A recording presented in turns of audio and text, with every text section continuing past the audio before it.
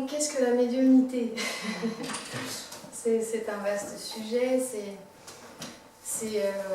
Voilà, le but de ces conférences, cette première conférence, ça va être de vous donner des points de repère, des outils, pour savoir de quoi on parle en fait, déjà ensemble. C'est un vaste sujet, et en tout cas, ça sera à travers mon expérience et aussi ma compréhension de tout ça. La deuxième conférence que je ferai en février, c'est on va rentrer petit à petit voilà, dans un peu plus d'expérimentation, expérimenter sa propre médiumnité, comment on peut la vivre, et je vous accompagnerai dans ce voyage-là. Plus on va avancer dans les conférences, plus on va rentrer en contact en fait, vraiment avec sa propre médiumnité. Et la troisième conférence, ça sera aussi pour vous expliquer comment on peut s'en servir au quotidien, comment ça peut nous aider, ces contacts avec le monde invisible, avec les guides, etc.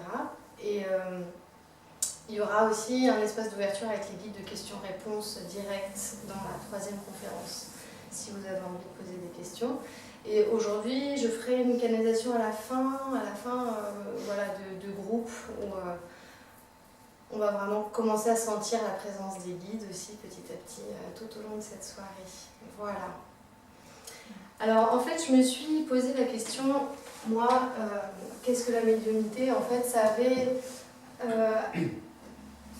je me suis dit, voilà, avant que mes ressentis, mes dons de médiumnité, en fait, tout simplement mes capacités de médiumnité, j'accepte ça en moi de nouveau. Avant ça, j'avais une idée complètement différente de ce que je vis aujourd'hui. Et du coup, je me suis posé la question, ok, pourquoi j'avais ces croyances-là autour du mot médiumnité? C'était très important de comprendre en fait aussi collectivement qu'est-ce qu'on comprend à travers ce mot-là. Alors là, je parle devant un public, je pense, assez conquis déjà, parce que vous avez déjà une certaine sensibilité, etc. Mais je sens aussi le besoin de pouvoir se décontracter vis-à-vis de ce mot-là. Parce que moi, j'étais assez contractée, en tout cas, avant mon éveil spirituel. J'ai fait un petit peu des recherches, et moi, quand j'entendais médiumnité, j'avais un rejet déjà parce que ça me faisait très peur. Voilà. Plus on a des capacités, plus on en a peur, en fait, hein, il faut savoir ça. Aussi parce que j'entendais le mot médiumnité, j'entendais charlatanisme, prise de pouvoir sur l'autre, croyance. Voilà, ça représentait ça aussi pour moi. Et donc j'ai essayé de comprendre d'où ça vient. Alors en fait, depuis tout temps, en fait, l'homme il a toujours cherché à... Enfin, c'est pas qu'il a toujours cherché, il a toujours eu des contacts avec le monde invisible, avec les différentes cultures, avec différentes formes. Et il y avait toujours, on va dire, si on remonte à très très loin, une personne représentante dans la société qui avait ce rôle-là. Ça peut être le pape dans les religions, le chaman dans le chamanisme, etc. Mais c'était quand même réservé à une personne qui est capable de communiquer avec le monde invisible, etc. Et en fait, au XIXe siècle, ça va être très popularisé, en fait, le contact avec l'invisible. C'est-à-dire qu'on va aussi, l'invisible va venir aussi dans la matière s'exprimer, on va toquer au mur, on va pouvoir voir aussi certaines personnes vont voir les défunts, etc. Et commence à naître tout un courant, surtout dans les pays anglo-saxons, du spiritisme, en fait, spiritualisme même. Et c'est plus réservé à une personne, mais finalement tout le monde va un peu s'essayer à pouvoir contacter les défunts, surtout avec les esprits, le contact avec les esprits. C'est à ce moment-là en fait qu'il y a pas mal de charlatanisme, de tours de prestidigitation, de choses-là qui viennent un petit peu utiliser ça, et ça s'inscrit à cet endroit-là, à ce moment-là. Il y a des personnes qui vont essayer de borner ces courants-là en disant je canalise les principes en fait du spiritisme.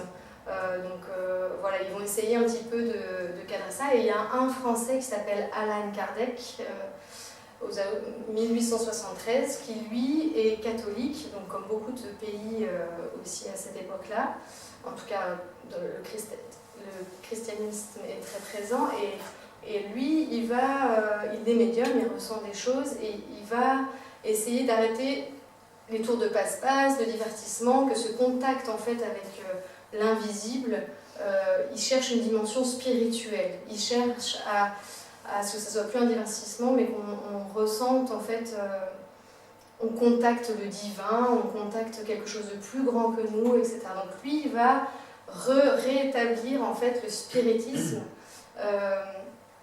en France en fait à cette époque-là, et ça va vraiment parler à beaucoup de pays en Amérique du Sud, en Europe, qui étaient en train de cette religion catholique. En tout cas, ça va vraiment, le courant, il va se répandre.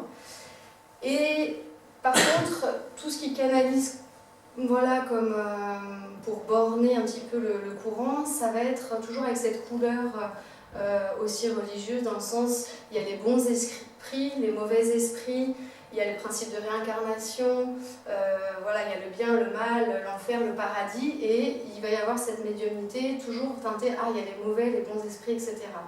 Donc ça vient en fait d'ici aussi cette égrégore collectif autour de la médiumnité, c'est peut-être un peu religieux, croyance, etc. Et après il y a dans les années 60, le New Age, enfin toutes ces générations-là, où on va vouloir travailler avec l'énergie.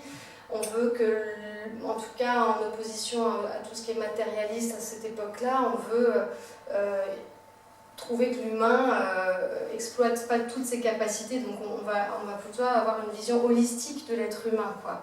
C'est aussi l'énergie, c'est aussi la psychologie, c'est pas que le matériel, donc il y a vraiment une ouverture en tout cas du spiritisme de Alan Kardec, où lui c'était...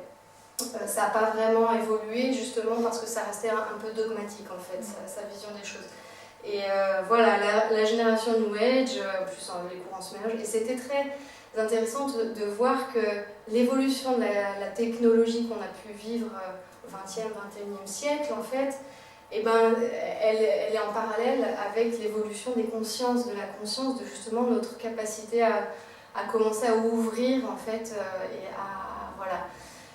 L'idée c'est, le monde invisible, il n'est pas forcément à l'extérieur, quelque part là, les défunts ils ne sont pas forcément à l'extérieur, mais en fait il est complètement autour de nous et en nous. C'est ça vraiment la grande libération en tout cas de ce que c'est que la médiumnité, quoi, et des différents courants. On va voir du coup petit à petit rentrer, alors j'aime beaucoup cette phrase là, c'est que on n'est pas des êtres humains qui faisons une expérience spirituelle, mais nous sommes des êtres spirituels qui faisons une expérience humaine. Et c'est vraiment dans cette idée-là que moi, j'ai découvert du coup la médiumnité. Parce que je l'ai vraiment expérimenté comme ça. C'est comme ça que j'ai petit à petit, je me suis exercée et voilà, j'ai découvert cette réalité-là. Donc, en fait, c'est comme si on est tous médiums, c'est plus quelque chose réservé à une personne, etc. Ça fait vraiment partie intégrante de chaque être humain. Et c'est simplement que je vais vous expliquer un petit peu les différents niveaux qu'on a et qu'on pratique tous les jours de médiumnité, que chaque personne a. Évidemment, on ne va pas tous devenir médium, c'est pas forcément le but, c'est vraiment comme par exemple la musique. On est tous capables, même si c'est invisible, d'entendre un son. On a tous cette capacité-là en nous. Mais on ne va pas forcément tous devenir musiciens, c'est-à-dire en faire notre métier et expérimenter ça jusqu'à des niveaux différents. Pour la médiumnité, c'est vraiment la même chose. Voilà, on ne va pas tous devenir médium, mais par contre, on a tous cette capacité-là.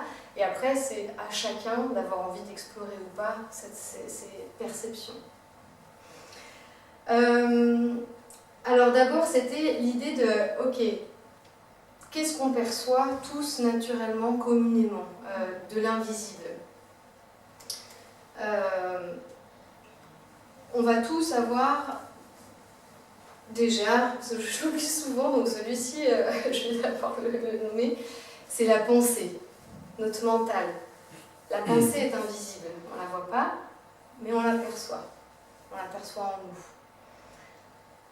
Ensuite, on a tout ce qui est invisible de l'ordre des sensations du corps, corporel. Avec nos sens, en fait, on peut entendre le son, tout ce qui est sonore. On peut toucher le vent, par exemple. Le vent, c'est invisible, mais on est capable de le sentir sur nous. On est aussi capable, pour certaines personnes, de sentir l'énergie, qui est aussi invisible, avec une perception du corps. On a aussi toutes nos perceptions de chaud, de froid, de frisson. Tout ça, c'est notre médiumnité, que moi j'appelle ordinaire, on va dire. Mais qui fait partie de nous tous et qu'on utilise consciemment ou inconsciemment, peu importe, on l'utilise. Ça, c'est notre corps.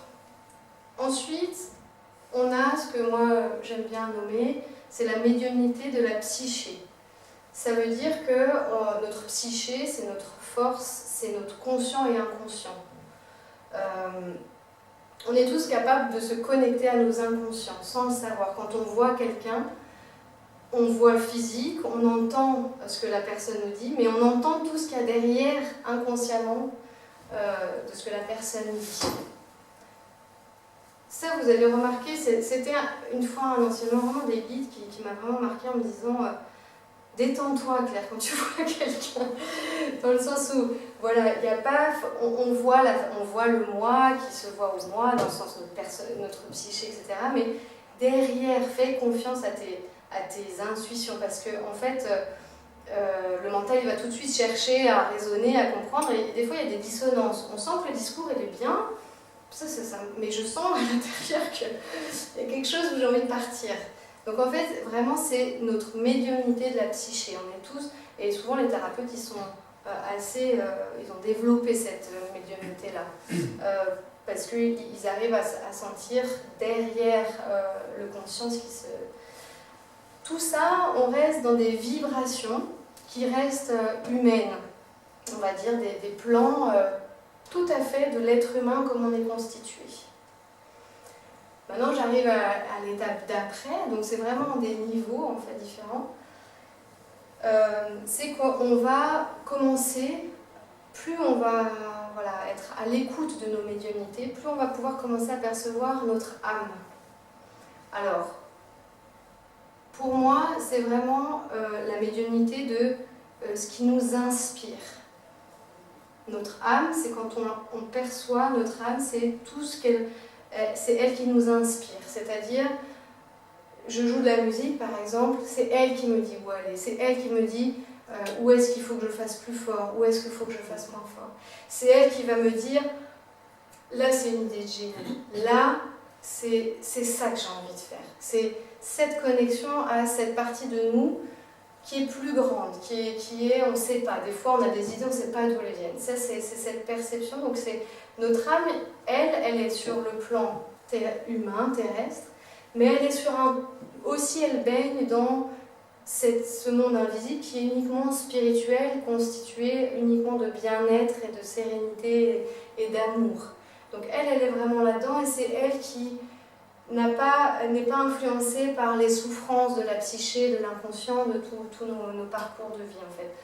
Donc quand on arrive à la capter, elle est toujours joyeuse, elle est toujours positive, c'est elle qui nous mène vraiment de l'avant. Ça, c'est notre médiumnité à notre âme. Alors, forcément, elle est moins facile à percevoir que j'ai froid, j'ai chaud, j'entends, parce qu'on a d'une part moins l'habitude, et d'autre part, on ne sait pas forcément que ça se passe comme ça. Mais en réalité, en fait, dans le monde qui nous entoure, dans lequel on appartient, on est là, ils s'en fichent un petit peu, finalement, que ça soit conscient ou pas. Après, ça, c'est un chemin personnel. Mais même si vous n'en avez pas conscience, elle est bien là, et voilà, avec vous depuis longtemps. Et ça, on le sent que c'est nous-mêmes, c'est notre essence. Parce que vous allez voir après la différence avec la médiumnité des guides et des défunts. Qu'est-ce que c'est la différence entre quand je capte mon âme et quand je capte l'énergie de personnes extérieures à moi, en fait, dans toujours l'invisible. Ça, c'est du coup la dernière étape de connexion et de notre capacité de médiumnité, c'est de recevoir l'aide, les messages des guides. Donc, ce sont les guides. Il faut imaginer que ce sont des énergies, des êtres, qui sont là pour vous accompagner tout au long de vos parcours sur la Terre, de votre vie. Et c'est eux qui vous insufflent. Alors, c'est difficile, il faut un peu de pratique quand même pour arriver à les percevoir, mais c'est pas grave, ils sont de toute façon toujours là. Que vous en ayez conscience ou pas, c'est eux qui vont créer voilà, parfois certaines choses, des fois des chocs quand il faut vous arrêter, ou bien vous donner cette synchronicité-là. Vous ne savez pas pourquoi ça tombe du ciel, c'est quelque chose d'incroyable, il se passe quelque chose à un moment, ce sont leurs présences. Les êtres, les défunts peuvent aussi être vos guides. Il n'y a pas uniquement vos guides qui, eux, ont pour mission d'être dans cette dimension-là pour vous aider, vous aiguiller tout au long de votre vie. Quand j'ai préparé cette conférence, j'étais justement avec mes guides, donc eux enseignent aussi. Et j'aurais posé la question, mais vraiment, est-ce que tous les humains sur Terre, on a tous un guide au moins? Donc on en a plusieurs, en général on en a plusieurs. Et en fait, vraiment, ça les a... Enfin, ils se posent... Ils me regardent comme ça, mais un peu interloqués, quoi. Et je dis, bah oui, pourquoi vraiment, est-ce que tous les milliards de personnes qui sont sur Terre ont tous un guide? Enfin, c'était vraiment... Et alors, ils rigolent un peu, en se moquant gentiment, quoi. C'est toujours très bienveillant, en disant, mais penses-tu vraiment que Claire, vous auriez une espérance de vie aussi longue si on n'était pas là, en fait? Voilà. Et c'était vraiment très drôle et touchant, et j'ai bien compris qu'on n'en a pas conscience, mais la Terre est tellement une expérience souffrante, difficile, où on va affronter des épreuves, tous, sinon on ne serait pas sur ce plan, en fait. Hein. S'il n'y a plus rien à faire, on est ailleurs, quoi.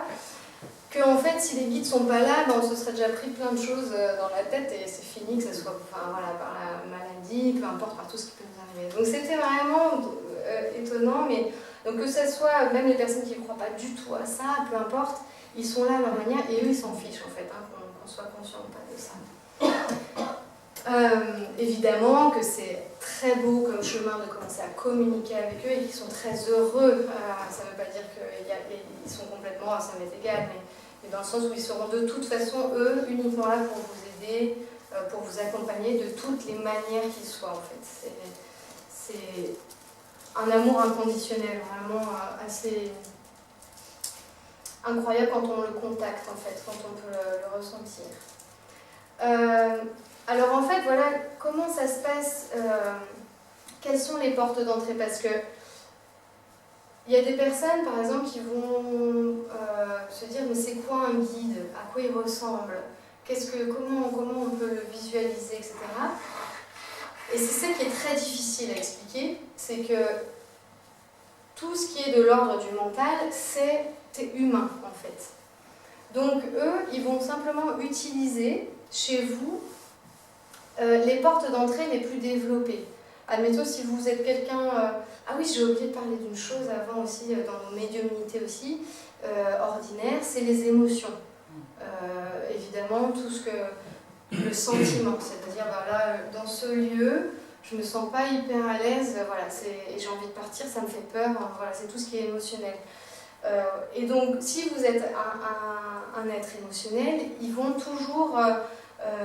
utiliser ça pour communiquer avec vous. Si vous êtes quelqu'un de très mental, vous allez avoir des représentations de vos guides, c'est-à-dire c'est la Vierge Marie, il ressemble à ça, je le vois comme ça, ou dans le chamanisme c'est cet animal-là, je vois cet animal, donc c'est vraiment en fonction de chaque personne. Il y a autant d'espèces de médiums que de personnalités sur Terre. Ça aussi, c'est quelque chose d'extrêmement important. On se dit toujours « Oh, purée, ce médium, il m'a dit ça, mais moi, je ne vis pas du tout ça comme ça. » Ils vont utiliser tout ce qui nous sont proches pour pouvoir communiquer avec nous, en fait. Donc, il faut vraiment se libérer, parce que, effectivement, le mental va toujours essayer de comprendre, voilà, de se mettre un petit peu là et de se dire « Ok, est-ce que c'est bien ça ?» Bon, pas de pression, en fait. Juste... c'est l'accueil, c'est vraiment l'idée, tout est autour de nous, et il y a juste cette ouverture de cœur, cette ouverture en fait, cette ouverture-là qu'on a en nous et ce lâcher-prise pour pouvoir, comme si le brouillard peut s'apparaître, pour qu'il puisse y avoir une trouée. Et ok, je reçois, je perçois, j'entends. Qu'est-ce qui fait qu'on va entendre que c'est le message de notre guide, ou qu'est-ce qui fait que ça va être le message de mon âme, par exemple, qui sont tous les deux dans un plan différent de l'humain, hein, on sent bien. Ce qui va changer vraiment, c'est la sagesse de ce qu'ils nous disent. Parce que moi, perso, à chaque fois, je me dis « Ah, moi, humaine, j'aurais jamais pu dire ça !» C'est tellement juste et incroyable que souvent, ça nous surprend dans la sagesse de ce qu'il dit. C'est la courteté, j'ai pas d'autres mots là, des mots en fait qui sont utilisés. C'est une phrase, c'est au bon moment. Et c'est aussi la surprise, à un moment où on ne s'y attend pas. Et ça peut être une synchronicité par exemple. Purée mec, c'est fou, je te vois à cette rue-là, à cet endroit, tu viens m'apporter exactement ce dont j'avais besoin d'entendre parce que je me questionne, voilà, j'essaie de trouver une solution et là, un voisin me dit, et tout à coup ça fait tilt et je me dis mais c'est incroyable. Ça, c'est les guides. Je vais vous raconter une anecdote qui m'a fait aussi encore vraiment tellement rire. J'étais quand même assez stressée à l'idée de cette conférence, de devoir parler de perception, comment il va falloir que je structure ça dans ma tête, comment j'y vais, par quel bout, c'est tellement vaste. Enfin bon, bref, j'étais vraiment dans un peu mes peurs, tout ça. Et j'étais avec ma fille de 6 ans qui jouait à côté, donc j'étais allongée sur son lit, et je travaille souvent allongée dans un lit, c'est là où je travaille le mieux. Et elle jouait à côté de moi, tranquillement, et donc j'étais dans mes lectures, dans essayer de construire cette conférence. Et j'essayais de communiquer avec mon guide. Je vais vous expliquer après pourquoi ça ne marche pas toujours, justement, parce qu'on a tout cet inconscient qui nous donne du brouillard parfois. Bref, et donc j'essayais un petit peu de lâcher, d'ouvrir, etc. pour demander aussi de l'aide, comment... voilà. Et là, ma fille s'allonge sur moi, voilà, et moi j'étais complètement ailleurs, partie dans mes pensées, donc je pense qu'il y avait un silence, en tout cas, elle disait rien, elle était là, juste en train de faire un câlin, tranquillement. Et puis là, vraiment, je capte mon guide, et puis il me dit, t'inquiète pas, il commence comme ça. Et là, ma fille ouvre la bouche à ce moment-là, elle me dit, ceux qui nous ont quittés seront là pour te guider. Elle me dit ça comme ça. Et là, alors, bon, ça m'arrive souvent maintenant, hein, je commence à... Mais pour vous dire la surprise, en fait, du moment, etc. Ça, c'est le guide, en fait, qui parle. Et après, donc moi, pardon, alors je me dis, bah oui, ceux qui nous ont quittés seront là. Bah, c'est le royaume d'eux, maman, seront là pour te guider, etc. Et donc, elle était en train de chanter la chanson du Roi Lion. Et elle me dit, sauf qu'elle ne me dit pas en chantant, elle me dit juste cette phrase. Ceux qui nous ont quittés seront là pour te guider. C'était tout. Ça, c'était, voilà, c'est des choses incroyables qui se passent et voilà, vous pouvez reconnaître ça, mais ça peut être par plein de choses, des synchronicités, des rencontres, ah bah là, voilà, ça c'est les guides. L'âme, c'est vraiment plus, vas-y, fais ça. Viens, on va se reposer maintenant, on arrête de travailler. Voilà. Souvent, elle sait mieux que nous. Et nous, on a le mental, non, il faut que je fasse ça, non, il faut que je fasse ça. Si je te promets que si là, tu vas aller te reposer, et ça va se décanter plus facilement. Souvent, on lutte, je lutte. Non, je sais qu'il faut que je fasse ça. Bon, ok, maintenant, franchement, je l'écoute un peu plus, hein, et souvent, ben, elle a raison, en fait. C'est vraiment celle qui nous inspire, c'est notre être, c'est nous-mêmes, en fait. Donc voilà un petit peu les différents plans de ce qu'est la médiumnité et par quel endroit, voilà, par quel endroit les guides, en fonction de ce que vous avez déjà développé vous, dans vos ressentis, etc. Pourquoi ça marche pas des fois? Pourquoi c'est pas toujours évident? Pourquoi voilà. Quel est le chemin? J'aimerais commencer un peu à répondre à la question qui aura... Enfin voilà, je vais vraiment y répondre dans la deuxième conférence, mais c'est pour introduire. C'est pourquoi quels phénomènes font que c'est pas aussi simple que ce que je vous décris là, voilà, je vous décris les étapes, mais concrètement dans la réalité, qu'est-ce qui se passe? En fait, développer sa médiumnité, ça veut dire venir à l'intérieur de soi. Ça veut dire découvrir son monde intérieur, qui l'on est. Et forcément, comme nous sommes des êtres humains, avec notre histoire, avec aussi même nos vies antérieures, enfin, voilà, moi le concept de vie antérieure, je l'ai pas encore tout à fait installé parce que je l'ai pas encore tout à fait, mais en tout cas je sais je dirais plus, pas nos vies antérieures, c'est un peu trop humain je trouve comme vision, mais nos expériences antérieures, je préfère les appeler comme ça, parce qu'elles n'ont pas forcément lieu toujours que sur Terre, et on a d'autres vies ailleurs, etc. Bref, mais tout ça fait partie de notre expérience d'âme, en fait, d'étincelle du divin, de notre essence. Et plus on a des choses qui sont encore enfouies à l'intérieur de nous. Pourquoi elles sont enfouies en général? Parce que compliqué à regarder en fait, parce que émotionnellement c'est trop difficile à aller voir en fait. Donc du coup, plus on va s'écouter, aller à l'intérieur de nous, plus on va devoir regarder qu'est-ce qu'il y a à l'intérieur de nous. Et on a une super machine humaine, c'est qu'on a un ego, on a un mental qui nous protège et qui nous empêche d'aller, quand c'est trop douloureux, et ben, à l'intérieur. Donc, il faut vraiment se laisser le temps, expérimenter en fait déjà ses propres ressentis et accepter de se tromper et de croire que effectivement se dire ah voilà je suis à fond là, je sais, je sens, c'est mon âme, c'est vraiment ça. Puis après bon, on se rend compte en fait bon, je l'ai inventé, c'est totalement ok, mon ego, mon inconscient qui est en train de me manipuler, cette force là qui prend le dessus parce que il m'empêche d'aller voir en fait ce qui est refoulé en fait. Mais c'est pas grave, c'est ce que j'ai envie de dire, c'est comme la musique, ça s'apprend, la médiumnité, ça s'apprend, et il faut se tromper, il faut oser. Ça c'est la grosse difficulté, je trouve, en tout cas pour moi, ok, voilà déjà toutes ces premières informations. Est-ce que vous avez des questions? Est-ce que vous auriez des questions? Oui. Alors, le truc, c'est que comment vous avez fait, par exemple, pour vous détacher?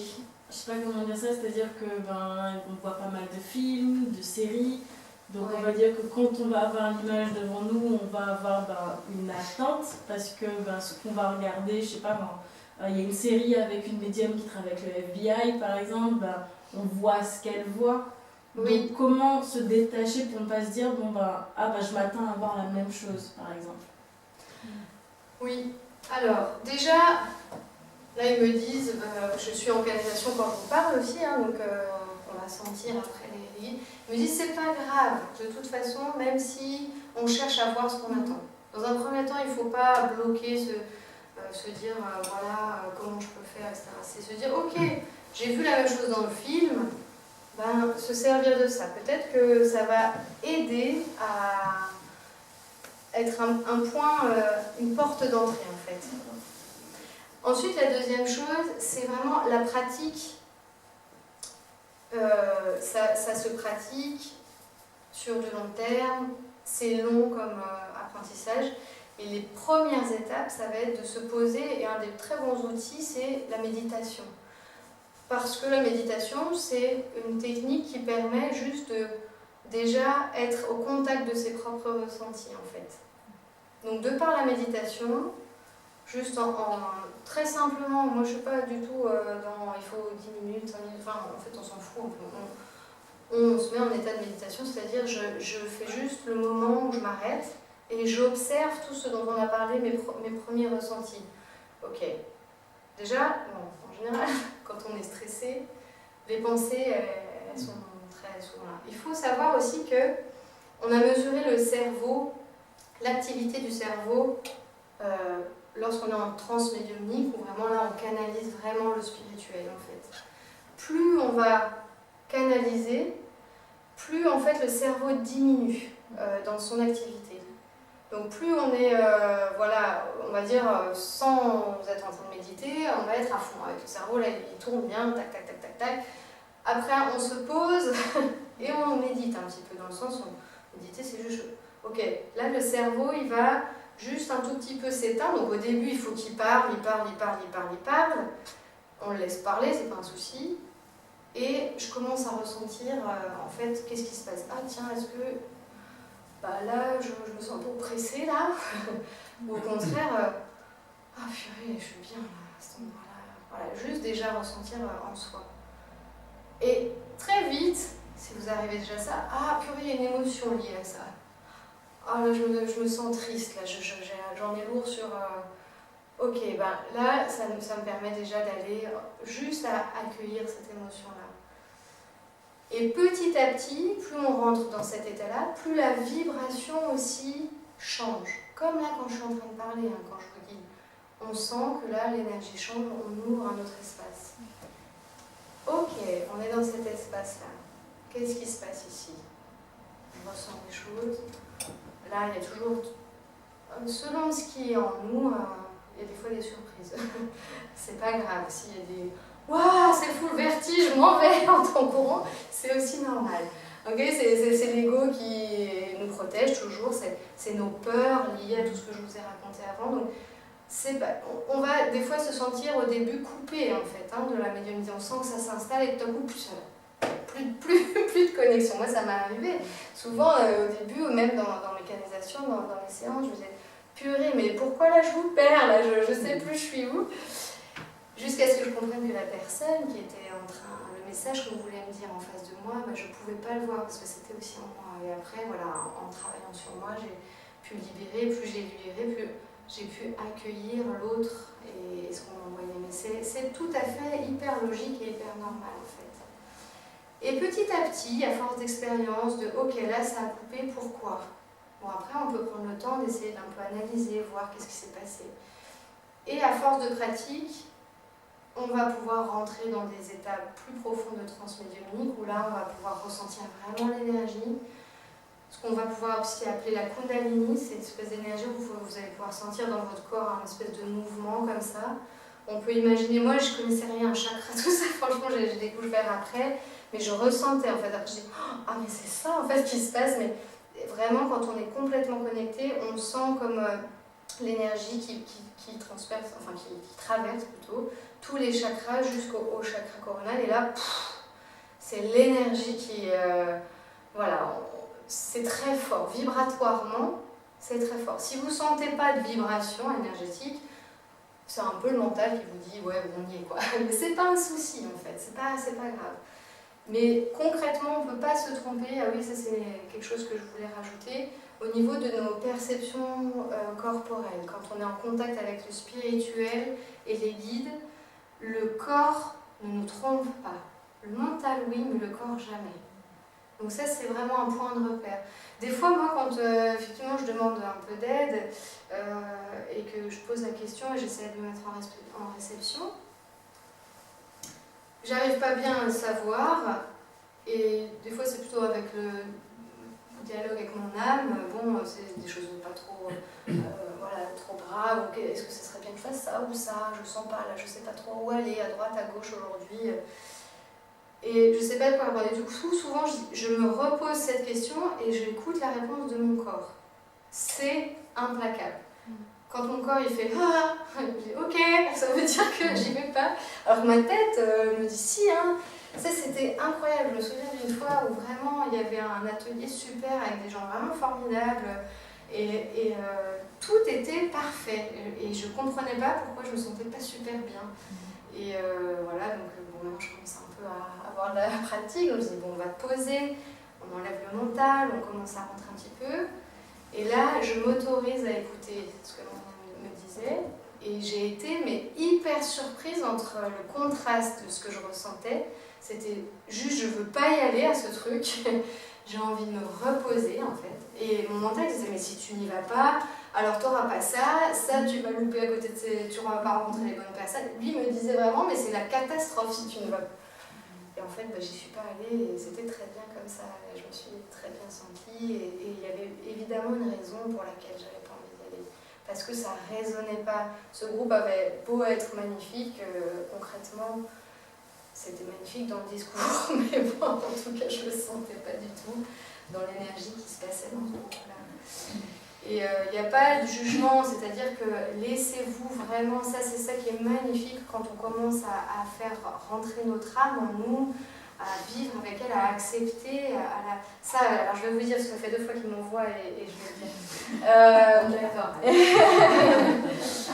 Parce que ils m'ont envoyé cette image-là, cet enseignement-là qui est vraiment assez extraordinaire, c'est que tant que vous ne vous aimez pas entièrement dans votre corps, dans qui vous êtes, le petit ongle là, tout, il me montrait vraiment toute l'image du corps. Et c'est difficile, hein, c'est quand même le travail de toute une vie, je le pratique au quotidien aussi, de me regarder dans un miroir et de voir quelle partie je déteste en fait, quelle partie je supporte pas, et voilà, et petit à petit d'arriver à trouver un peu d'amour pour soi, et un petit peu de, ok, j'aime toutes ces parties de mon corps, et en fait il me montrait, du coup, l'âme qui est ici, là, dans tous les plans, votre âme, elle peut enfin un petit peu rentrer parce que vous vous laissez l'espace de la faire venir dans votre corps. Et c'est quand même ça le but de l'incarnation, c'est de faire venir votre âme dans... Et franchement, quand on l'accepte et qu'on lui laisse la place, c'est quand même vachement plus agréable de vivre aussi, hein, je vous l'assure. Après, c'est tout un travail justement, de travail sur soi. Et vraiment, ce que je dis souvent, d'être accompagnée, de quand ça ne veut pas rentrer là. Il y a un truc qui bloque.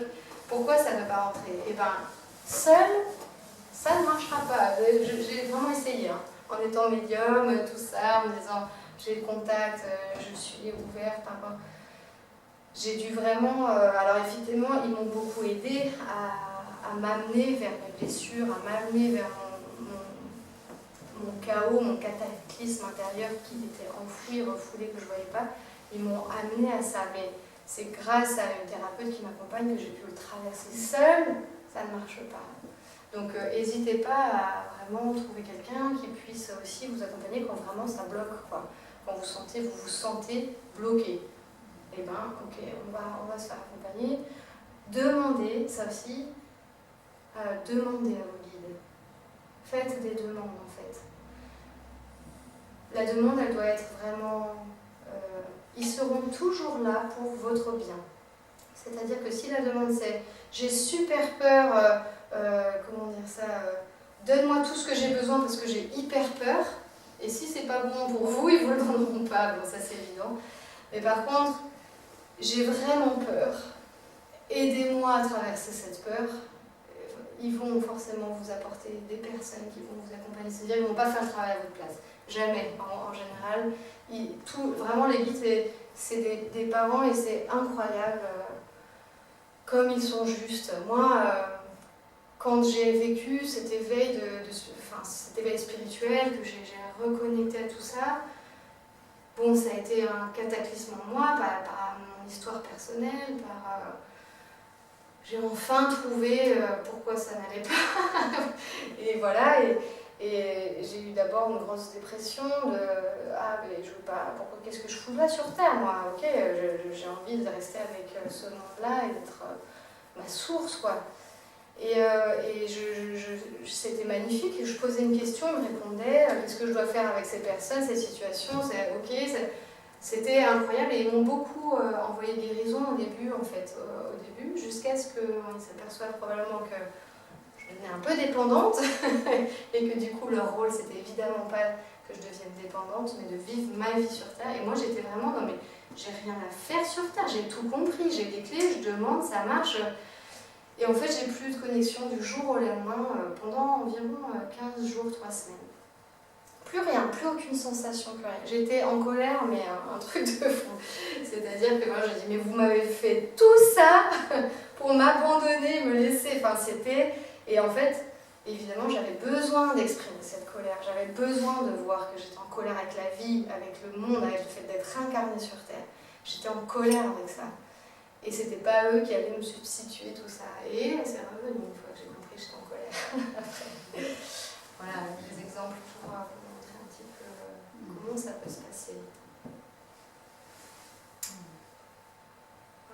que vous avez des questions? Est-ce que ça voudrait dire que il ne faut pas être en colère pour pouvoir se connecter, enfin cette colère qu'on a en nous, qui peut s'exprimer quand on est dans des périodes où elle s'exprime fortement, par exemple. Est-ce que ça veut dire que là, les guides ils prennent de la distance et ils ne vont pas venir Non, c'est pas ça. C'est justement parce que j'étais plus dans le déni de ma colère qui sont pas venus en fait. Moi j'étais bon, bah, s'il vous plaît, voilà, aidez-moi. Et en fait, le fait de. Ça c'était vraiment mon expérience. Le fait de ne plus avoir de connexion, ça m'a permis de prendre conscience de ça. Avec cette colère. Voilà, c'est ça. Ouais. Mais non, les guides sont vraiment particulièrement là aussi quand vous vivez des émotions fortes. Ils sont soutenants, ils partagent avec vous aussi. Vous pouvez aussi leur demander quand c'est très intense au fond de vous. Des fois, moi, c'était tellement intense que franchement, j'étais dans un profond désespoir en fait. Et j'ai senti que dans ces moments-là, il me disait, tu peux nous donner un peu ça. On peut prendre aussi pour toi. Et effectivement, ils peuvent ça. Mais c'est quelque chose qui est juste pour vous toujours quand ils sont là. Quand ils se retirent, c'est en général qu'il y a besoin parce qu'il y a trop de... C'est comme un enfant qui cherche ses parents, je veux ça, je veux des bonbons, je veux ce truc-là, je veux ça. Ok, on peut... Mais à un moment donné, il faut grandir et ça doit se passer par voilà, faire ce chemin et ils ne peuvent pas le faire à notre place. Ils peuvent aider, accompagner, soutenir. Quand l'enfant a un gros chagrin, il peut être là et effectivement rassurer énergétiquement, etc. Mais pas... Ils ne feront pas faire non, mais pas... ne vis pas ce que tu as vu. Ça, ils ne feront pas.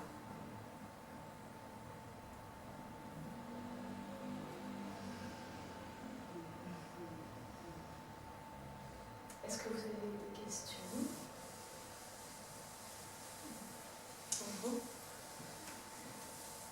J'ai peut-être pas compris.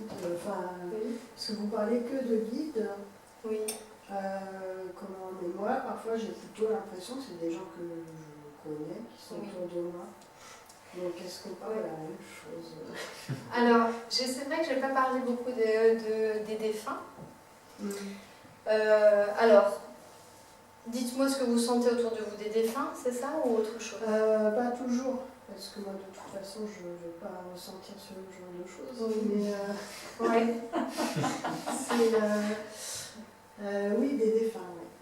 Voilà. L'année dernière, je pense, parce que moi j'ai tout bloqué quand je ne veux pas ressentir ce genre de choses, mais l'année dernière, avec les problèmes de santé de mon père, j'ai l'impression qu'il y a pas mal de gens, enfin de personnes que je connais décédées, qui sont venues me soutenir. Oui. Mais juste avant que vous disiez je perçois des choses, je ne sais pas si on parle de la même chose, c'est quoi ces perceptions plus pour que je... C'est plus physique en fait, Parce qu'au début, je me disais, oui, c'est un courant d'air qui est passé, etc. Mais en fait, parfois, je le sens, si je me déplace dans la pièce, ça me traverse ou ça donne des sentiments. Alors ça, c'est vraiment, c'est ce que je disais, ils utilisent tous les moyens où là, c'est plus développé chez vous, votre sensation de... Alors, vous avez probablement une capacité à ressentir dans le corps. Et ce que vous sentez, l'énergie, alors quand effectivement on sent une main ou quelque chose comme ça, c'est vraiment la présence aussi du guide. Ça doit toujours être bienveillant.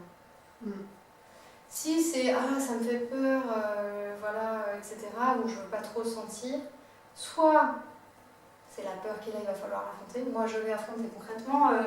Avant, il y a 2 ans, j'étais tellement, en fait, je suis médium depuis que je suis enfant, en fait.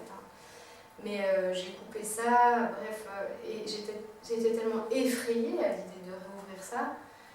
En fait, j'ai cru, soit cette énergie, je ressentais, j'allais devenir folle, c'était la première chose. Parce qu'en fait, maintenant je comprends pourquoi je me disais ça. Parce que toute ma psyché, en fait, tous mes repères allaient devoir changer. Là, oui, je disais non, Franchement, c'est un peu perturbant quand même. Donc c'était ça. Je me disais, je vais devenir folle en fait. Donc vaut mieux pas pour moi et ma famille. Et le deuxième truc, c'est j'allais mourir, j'allais partir. Parce que c'était tellement fort que j'étais sûre que, ok, si j'allais faire passer l'énergie, je partirais, je sortirais de mon corps. Un jour, ma grand-mère décédée, plusieurs choses qui se sont enchaînées. Ça fait que je décide d'affronter cette peur-là. Il faut l'affronter. Ok, je vais laisser passer l'énergie pour la première fois de ma vie et je vais faire ça. Et vraiment, hein, c'était une peur. J'étais dans mon lit, je me suis dit, bon, bah, ils vont me retrouver. C'est horrible, hein, mais morte dans mon lit. Oui. Ouais, Ça c'est résonne. des angoisses terribles. Ouais. Je vous rassure, je suis encore vivante. Oui, ça. Ouais. Ouais, je suis encore vivante et il faut pas, en même temps c'est à vous de passer le pas, personne ne le fera à votre place, mais rien n'est négatif. Souvent quand on a des grandes peurs, alors tout à coup il y a le mauvais esprit qui est là, ça n'existe pas.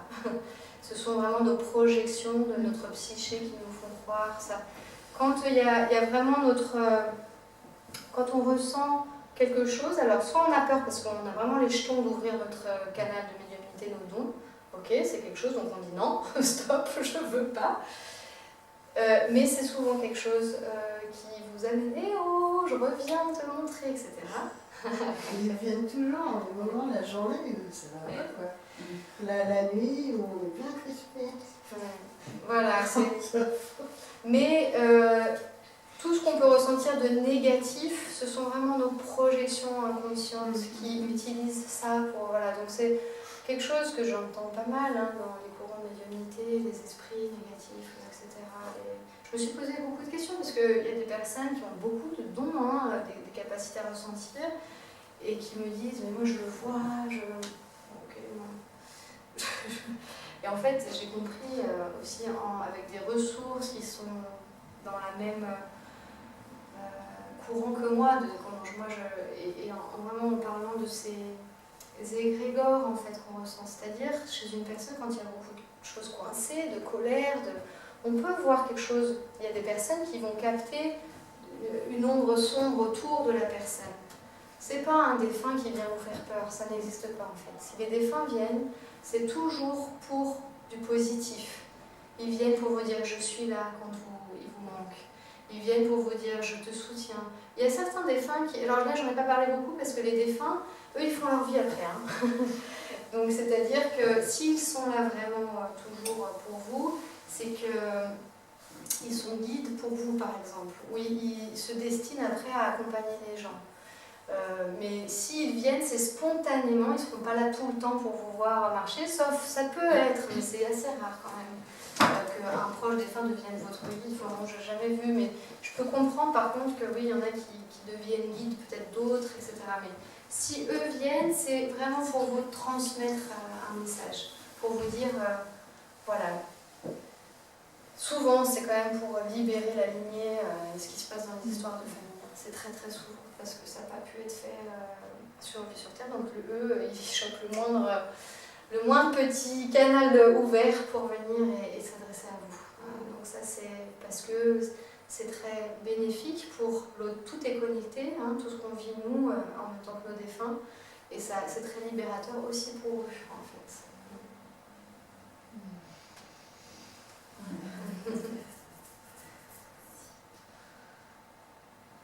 Est-ce qu'il y a d'autres questions vraiment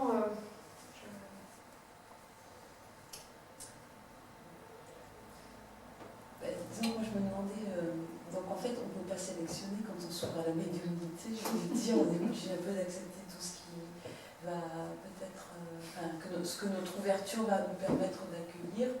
Il n'y a pas de sélection, si j'ai bien compris. Sélection de... On ouvre. De dire, voilà, plus les guides, les esprits, les défunts, voilà, tout ce comment on peut faire, il faut choisir. Voilà, je sais pas, je sais pas. Bonne question. Très bonne question. C'est relié à la personne. Moi, c'est mon âme qui est comme ça, qui est venu faire ça, qui est disponible, on va dire, pour pouvoir guider les autres, en fait. Hein. Vraiment, c'est ça qu'elle est venue vers. Donc, ça demande une très grande ouverture de tout ce qui est possible. Mais c'est pas le cas de tout le monde. Enfin, j'ai envie de dire heureusement, mais dans le sens plus... sinon, ça serait hyper ennuyeux, on serait tous des médiums comme ça, on n'aurait que ça à faire. Vous avez tous, votre âme, elle a une couleur, elle vient expérimenter quelque chose de particulier sur Terre. Et donc, en fonction de qui vous êtes, voilà, ça va s'ouvrir de la même manière. Mais pas de peur, oh, purée, c'est comme clair, comme ça arrive, ça va être... Enfin, non, c'est vraiment propre à chacun. Et c'est aussi le chemin d'avoir envie d'explorer ou pas, c'est propre à chacun. C'est un appel, c'est naturel.